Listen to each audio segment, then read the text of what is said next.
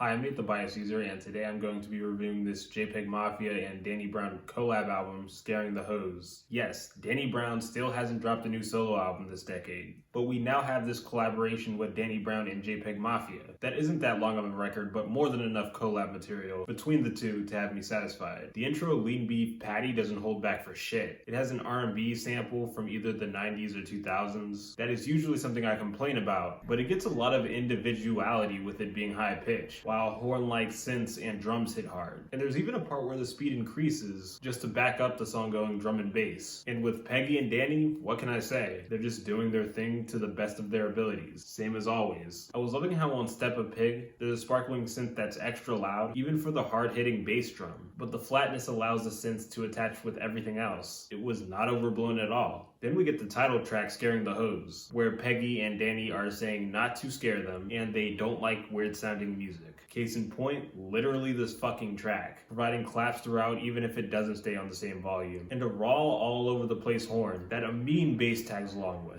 Fentanyl Tester is super exciting and danceable in its drum and bass vibe, where I was losing my mind to the solid poking synths. There's also a few samples laced in, where I didn't notice until it was more visible at the ending, but Milkshake by Khalees blended in so well. For most of this record, the beats were off-putting for the better, at least for me, but I would say the beginning of Shut Yo Bitch Ass Up, Muddy Waters is where it wasn't working in my favor. The heavy bass drum and deep voice sample coming together didn't seem to highly instigate anything except each other. But I'll make it clear that this track is still more good than bad. Getting a beat switch for Peggy's verse was the right move. And while the follow-up Orange Juice Jones didn't have the most exciting instrumental, with it mostly just being a sample, it gets made up for a lot by the rapping. Especially Danny, he's super out there and reminds me how much I missed him over the years. I'm glad Danny and JPEG's chaotic nature didn't interrupt the beautiful, breezy sample on Kingdom Hearts key that I originally thought was a sample from an anime until I took the song's title in consideration. God Loves You is another example of me liking gospel music being sampled on a rap song. And Peggy was great to put his passage of a synth bass he's been using recently to fly over it. Jack Harlow Combo Mill is pretty low-key, but does great at turning hotel lobby music into something more than what it is. But it's gonna be like that when the production is detailed and there's rapping put on top. The track Ho, Heaven on Earth is pretty close to being casual friendly, but that's if you can take the skipping that the whole thing deals with. And you might be able to accept the good jazz on the closer, where you get your coke from, if you can take the rawness. But Scaring the Hose overall, while it isn't what I consider to be the best from either JPEGMAFIA or Danny Brown, it is still just an embracing of the off-putting, of the weirdness, of the type of music taste that will ruin a relationship in a heartbeat. And this can easily have a person take pride in that. But what better way to do it than making music that scares the hose? I'm gonna give this album an 8.1.